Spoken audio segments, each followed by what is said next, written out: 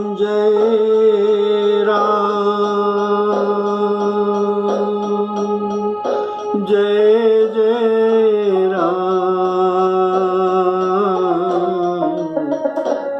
श्री राम जय राम जय जय राम श्री राम जय राम जय जय राम।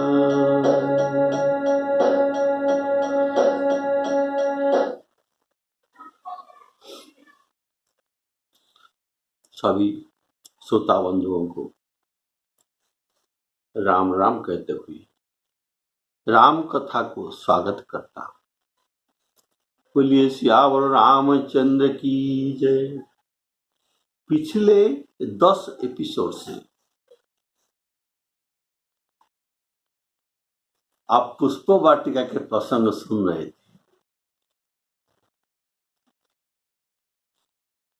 तो अगर आप गन्ना खाएंगे तो उसको अच्छी तरह से चबा चबा कर चूस चूस कर खाना चाहिए।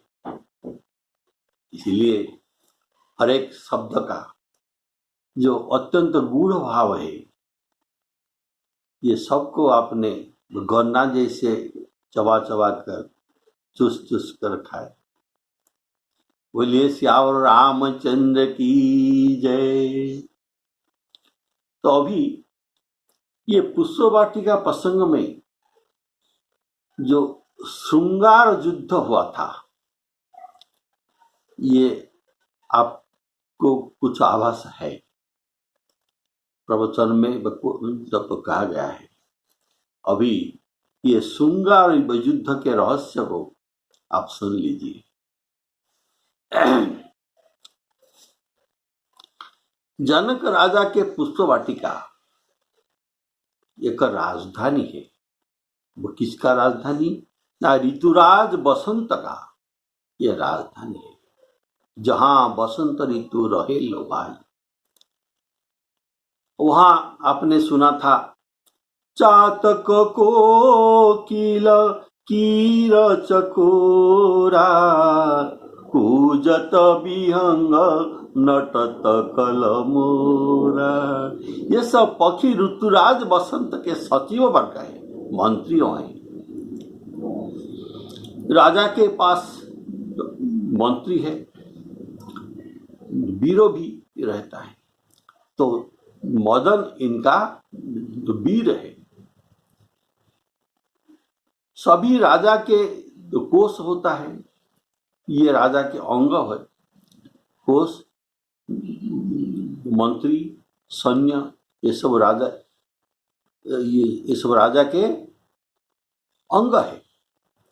तो राजा के तो कोष तो क्या है? संपत्ति, धन संपत्ति। राजा कौन है? ना पुष्प वाटिका के राजा ऋतुराज बसंत, इनके संपत्ति है नवपल्लव फूल। नवपल्लव फूल, और ये सब उनके संपत्ति है। इनका देश ये तो हुआ राजधानी, पुष्प वाटिका हुआ राजधानी। लेकिन ये देश तो कौन सा देश है? ये वन उपवन जितना है, ये उनका देश है। और राजा के दुर्ग भी होता है, जहां सैन्य रहते हैं। तो मकरंद के आमोद, ये राजा के दुर्ग है। राजा के सेना भी होता है, वहां जो स्त्री वर्ग है, सखियों है, ये उनके सेना है।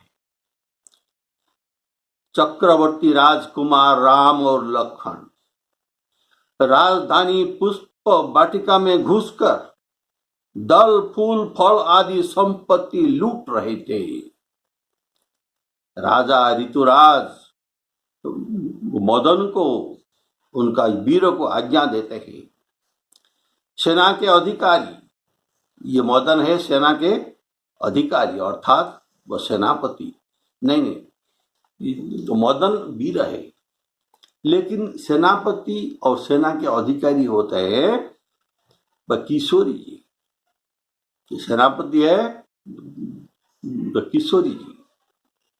तो मदन वीर को कहा गया अब राजधानी में लूटमार चल रहे हैं, दोनों राजकुमार आए हैं, तुम जाकर किशोरी जी को, सीता जी को ये समाचार दे दो। तो ये दोनों राजकुमार के गिरफ्तार करके बंदी बनाए, ऐसे उनको बस सूचना दे दो।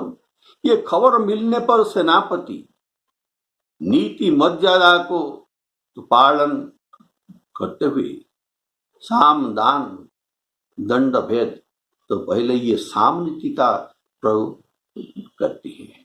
कौन? उनके सेनापति सीता जी। तो एक सखी को संधि करने के लिए तो भेजते हैं, लेकिन संधि तो कैसे होगा? संधि का क्या? राजकुमारों ने भ्रुकुटी धनु के द्वारा उनके कटाक्ष रूपी बाण द्वारा बाण के संधान करके सखी को घायल कर दिया। बोले सियावर रामचंद्र की जय। तो ये सखी बेहोश में विह्वल होकर सखी सीता जी को जो गुहारी करते हैं, उनकी ऐसे अवस्था देखकर किशोरी जी सेनादल लेकर उनके ऊपर आक्रमण कर दिए। किसके ऊपर? राम जी के ऊपर। ये सुसज्जित रथ देखकर मदन वीर कंकण किंकिनी नूपुर धुनि में दुंदुबी वाद्य बजाते हैं। उसके बाद श्रृंगार युद्ध में राम जी को गिरफ्तार करके ये फिरेंगे। ये है उनका उद्देश्य। सखी सीता जी को कहती है उनको अवश्य दंड देना चाहिए, जैसे वे ऐसे अपराध कभी न करेंगे। तो सखी राम जी के अपराध वर्णन करके एक चार्जशीट पेश करता है। राम जी चार्जशीट में रघुनाथ जी का दोष क्या था? जिन्ह निज रूप मोहि निडारी कीने सवस नगर नर नारी। ये था उनका दोष। और भी तो प्रिय सखी को बिना अपराध में आघात किया उनके धनुष रूप नयन बाण के द्वारा। तो ये है राम जी का दोष। अब राजकुमारी साथ में सखियों के सेना लेकर युद्ध करने निकलते हैं। सेना के तो मार्चिंग हो रहा था। सेना के मार्चिंग करने पर सखियों के ध्वनि ऐसा कर रही है कि किंकिनी, उनके पांव के किंकिनी, ये किनकिन अर्थात कौन कौन हमसे हार तो नहीं मानते हैं। तो नूपुर इसके उत्तर देते हैं छन छन छन छन, अर्थात क्षण मात्र के सभी हमसे हार जाएंगे। कंकण किंकिनी आदि के ध्वनि सुनकर राम जी लक्ष्मण को कहते हैं मानहु मदन दुंदुभि दीनी मनसा विश्व विजय चाहकीनी। तब राम जी लक्ष्मण जी को सलाह पूछते हैं, हम क्या करेंगे? क्या अभी तो हमारे ऊपर ये मदन आक्रमण करने के लिए आए हैं और उनके साथ भी उनके सेनापति भी आए हैं। सीता जी क्या यहाँ से भाग जाकर उनसे संधि करेंगे। तब लखन जी कहते हैं, संधि क्यों? हम सूर्यवंशी युद्ध में पीठ दिखाकर भाग नहीं सकते। जिनके लहाइन रिपुरण पीठी, नहीं पावही परतिय मनोडीठी। और कहते हैं, रघुवंशी नाम जहाँ को होई, एक बार कालहू सनल रही। हम काल के साथ भी युद्ध कर सकते हैं, हम रघुवंशी हैं। इसके बाद कामदेव युद्धवाद्य बजाते हुए ये विजय की इच्छा लेकर पुष्प वाटिका में प्रवेश करते हैं। युद्धवाद्य सुनकर राम जी, इनके साहस नहीं हुआ। ये मुड़कर पीछे देखते हैं, तब तो क्या हुआ? सिय मुख छवि भये, नयन चकोरा। सिय मुख छवि भये, नयन चकोरा। लेकिन सीताजी सेनाध्यक्ष सोचते हैं कि अब प्रीति नहीं हो सकता, ये समय बीत गया। कारण ये अपराधी पुरवासी, कारण ये अपराधी है और पुरवासी और सखियों को ये बुरे तरह से घायल किया गया है। इसीलिए अभी ये क्षमा के पात्र नहीं है, इसीलिए इनको गिरफ्तार करना ही पड़ेगा। अभी राम जी के ऊपर ऐसा बाण वर्षा किया जाएगा जैसे उनके मुख से वचन निकल न सके।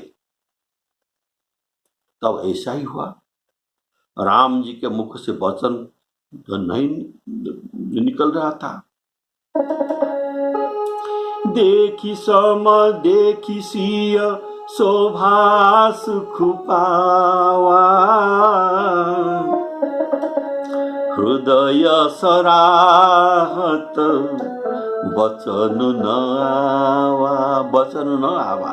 हृदय सराहत वचन न आवा। शत्रु मन में हाय हाय करने लगे, उनके मुख से वचन निकलता नहीं। उन रघुवंशियों के धीरता, वीरता और उदारता सब चली गई। उदारता के बदले आज ये रघुवंशी राम जाचक बन गए। ये नयन बाण से राम जी आहत हो गए। वो सीता जी के नयन बाण से ये आहत हो गए। कैसे? जहां बिलो को मृग सावक नैनी, जनु तह बरिस कमल सित श्रेणी। ये जहां जहां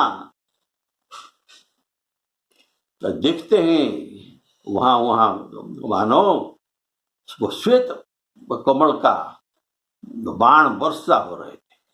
बोलिए सियावर रामचंद्र की जय।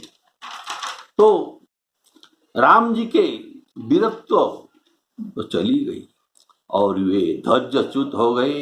ये बड़े जोर घायल हो जाने के बाद छिपने के लिए कोशिश किए। ये जब नगर दर्शन में गए थे तब नगर के स्त्री लोग हिया हर सही, नगर के स्त्रियां उनके ऊपर फूल बरसा रहे थे। हिया हर सही बर सही, सुमन सुमुखी सुलोचनी वृंद। ये फूलों का वर्षा जो जो ये कर रहे हैं, इनमें उनके इशारा था। इशारा तो क्या है? हे राम जी, आज आप नगर दर्शन युद्ध में हम सबको काबू कर दिया, लेकिन हम आपको ये पुष्प वृष्टि करके सूचना देते हैं कि पुष्प वाटिका में तुमको हम चुनौती देते हैं, तो कल वहां आइए और हमारे साथ युद्ध कीजिए। बोलिए सियावर रामचंद्र की जय। हम आपको ऐसे दशा करेंगे कि आप सोच भी नहीं सकते। तो अभी राम जी स्त्रियों के शरण लेना पड़ेगा।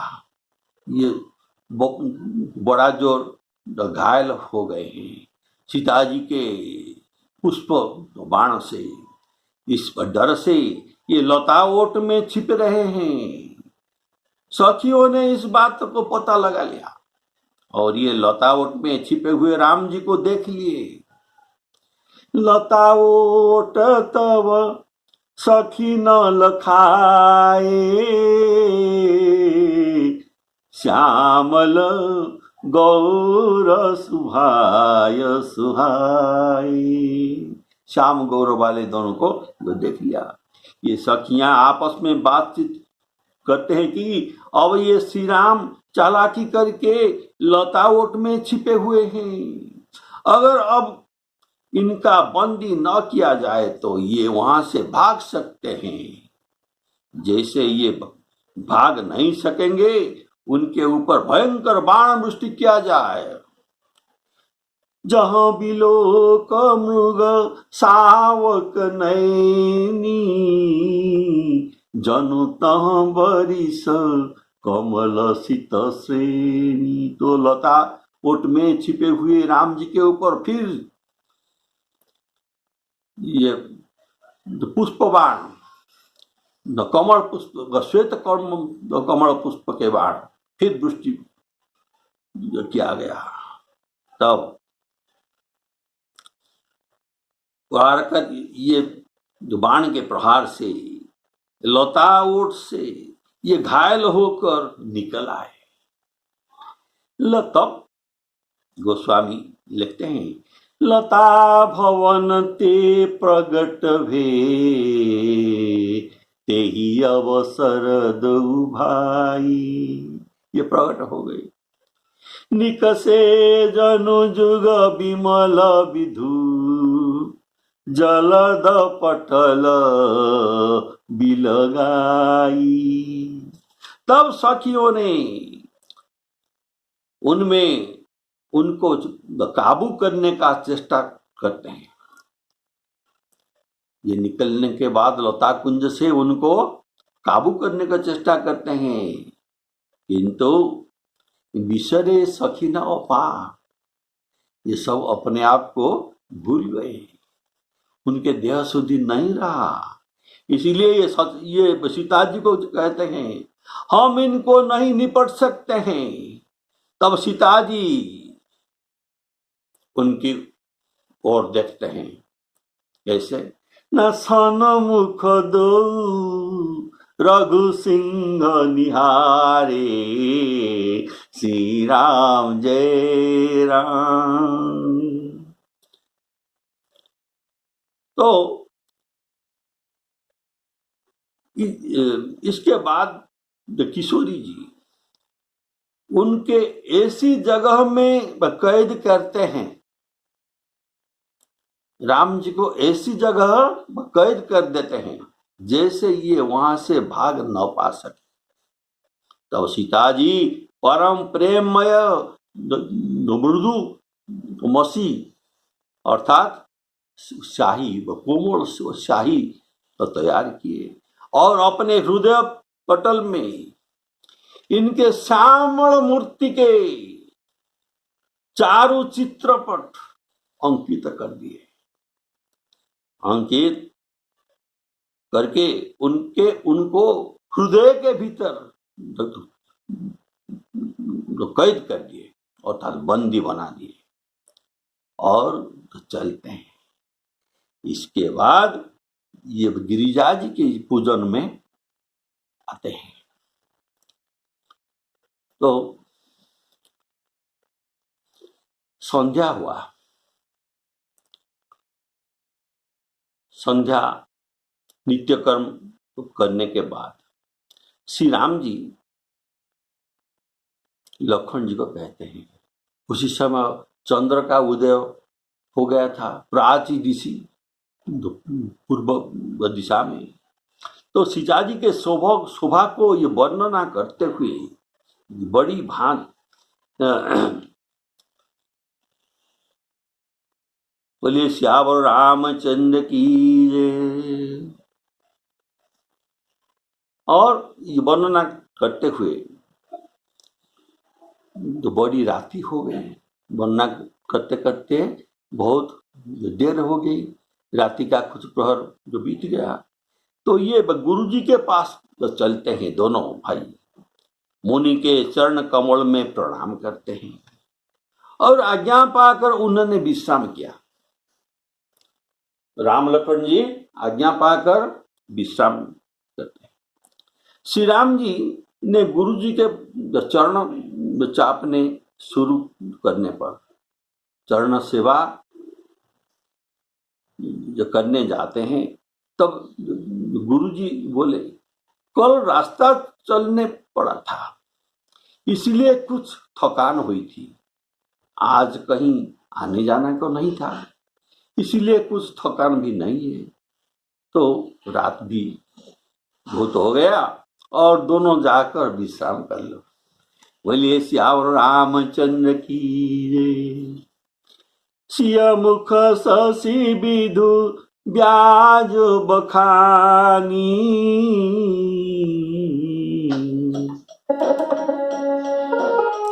सिया मुख शशि विधु ब्याज बखानी,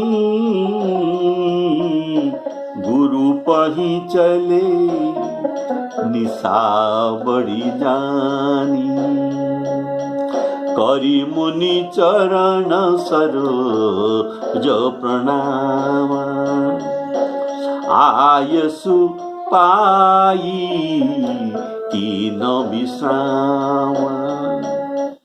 तो विश्राम करने तो चले राम जी। रात बीतने पर श्री रघुनाथ जी जागे, रात बीतने पर रघुनाथ जी जागे, सोए थे और भाई को देखकर ऐसा कहने लगे, रात खत्म हो गई, विगत निशा हो गया। अब रघुनाथ जी से जागे, अर्थात रात्रि के 3 जाम बीतने पर ये जागते हैं। रात्र के 4 जाम होते हैं, अर्थात 4 प्रहर, 3 प्रहर बीत जाने के बाद, अर्थात 3 बजे के बाद, 3 बजे से रात का रघुनाथ जी जागृत होते हैं। इसी समय पर सदाचारी पुरुषों ध्यान करते हैं। तो लक्ष्मण, तो राम जी को भी ऐसा तो करना है। तो लक्ष्मण जी को ये कहते हैं, उठो लक्ष्मण जी, अभी रात बीत गई। तो ये लक्ष्मण जी का स्वभाव है कि नित्य राम जी के जागृत होने से पहले ये जागृत हो जाते हैं। ये जब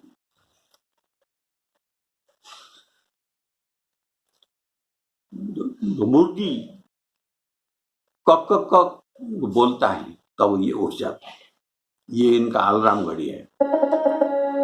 उठे लखनु निशि विगत सुनी, अरुण शिखा धुनिका, गुरु ते पहिले ही जगतपति, जागे राम सुजान। तो श्री राम जी सीता जी के कथा को, इसी दृश्य को, पुष्प वाटिका के दृश्य को याद करते हुए उनका नींद नहीं आ रही थी, अर्धरात्र हो गया था, उनको फिर भी नींद नहीं आई। इसीलिए ये सोचते हैं अभी तो इतना समय जो बीत गया, अभी तो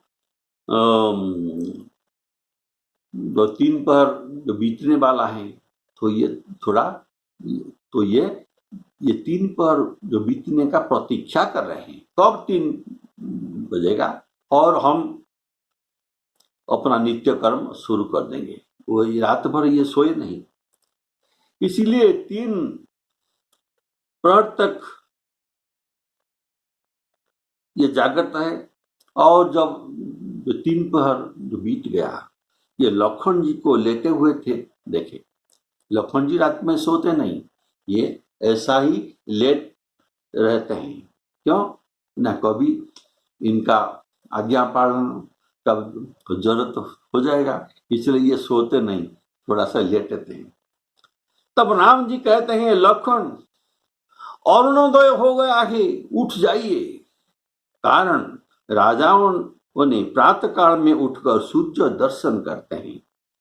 सूर्य उदय से, जब सूर्य उदय होगा तब 4 घड़ी पहले अरुणोदय हो जाता है। तो राम जी कहते हैं, हे तात, अभी अरुण उदय हो गया है, देखो देखो, कमल चक्रवाक और समस्त संसार को सुख देने वाले अरुणोदय हो गया है। लखन दोनों हाथ जोड़कर प्रभु के प्रभाव सूचित करने वाली कुछ कोमल वाणी कहते हैं।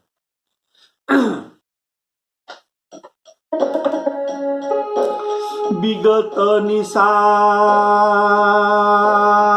रघुनायक जागे, बंधु बिलो की कहन सलागे, बंधु बिलो की कहन सलागे। उए हूँ अरुण अवलोक हुताता, पंकज को कोलुक सुखदाता। बोले लखनो जोरी जुग पानी, प्रभु प्रभाव सूचक मृदुबानी। बोले श्यावर रामचंद्र की। यहाँ जैसे चंद्र आपने सुना है, कोक शोक पद पंकज द्रोही, अवगुण बहुत चंद्रमा तो ही। लेकिन यहाँ सूर्य यह तीनों को सुख देते हैं। चंद्र कोक शोक पद पंकज द्रोही, पद्मों को दुख देते हैं, मैंने कमल को और ये चक्रवाक को दुख देते हैं। लेकिन सूर्य ये तीनों को सुख देते हैं। इसको ना पंकज कोक लोक सुखदाता, ये सबको सुख देते हैं। पुष्प वाटिका में श्री राम जी के जो कवि हृदय था, सीता जी को देखते हुए ये कहते हैं, मानहु मदन दुन्दुभिदिन्नी, मनसा विश्व विजय चहकीनी। उनके प्रेम भाव था और ये कवि हो गए थे। और उसी समय छन छन छन छन कन कन कन कन ये सब सुंदरी वाद्य भी बज रहा था। तो लखन जी चुपचाप उनके पास खड़े हो रहे थे, कुछ भी नहीं कहे राम जी को। ये देखते हैं हमारे भैया क्या कर रहे हैं, उनके भाव कैसा है, ये सब अवलोकन कर रहे थे। लेकिन अब लेकिन अब ये बोलना उचित मन करते हैं, इसीलिए अरुणोदय होने से जो कुमुदिनी तो सकुचा गई। अरुणोदय होने से जो कुमुदिनी पुष्प ये सकुच जाते हैं, और अरुणोदय होने के बाद आकाश में तारागणों का प्रकाश भी फीका पड़ जाता है, ये तेजहीन हो जाते हैं। जिस प्रकार ये सब लखन जी कहते हैं, अरुणोदय होने से कुमुदिनी सकुचा जाते हैं, तारागण के प्रकाश फीका पड़ जाता है। जिस प्रकार आपका आगमन सुनकर सब राजा बड़हीन हो गए। यहाँ अरुणोदय क्या है? ये राम जी का आगमन। नृपति जो आए हैं, जो जो राजा स्वयंवर के लिए आए हैं, ये सब तारागण हैं, आकाश में टिमटिम आलोक कर रहे थे, और अरुणोदय होने पर इनका तेज चला गया। और ऐसे राम जी के अरुणोदय में भी उनको ये राजाओं ने देखा नहीं। सूर्योदय के पूर्व राजाओं ने देखा नहीं राम जी को, लेकिन उनका तेज चला गया। क्यों? ये तो वह तारागण है, यहाँ तो अरुणोदय हो गया, और उनका तेज कहाँ से आएगा? इनका ज्योति मलिन हो गया। तो कुमुदिनी फूलों की फूल पुष्प ये सफेद रंग का होता है, लेकिन अरुणोदय होने के बाद ये स्याही जैसे काला पड़ जाता है। ऐसे राजाओं के मुंह भी काला पड़ गया। ये सब भाव लखन जी राम जी को कहते हैं, ये प्रभु का प्रभाव को ये सूचित करते हैं। आपका स्थान यहाँ क्या है? आप है अरुणोदय, और ये है तारागण। अरुणोदय सकुचे कुमुदन, तारागण ज्योति मलिन, जिमि तुम्हारे आगमन सुनी, भये नृपति बलहीन। श्री राम जय राम, जय जय राम। ये लखन जी का ये सुंदर भाव आप अगली एपिसोड में सुनेंगे। अभी सबको जय सीताराम और श्री सीतारामार्पणमस्तु।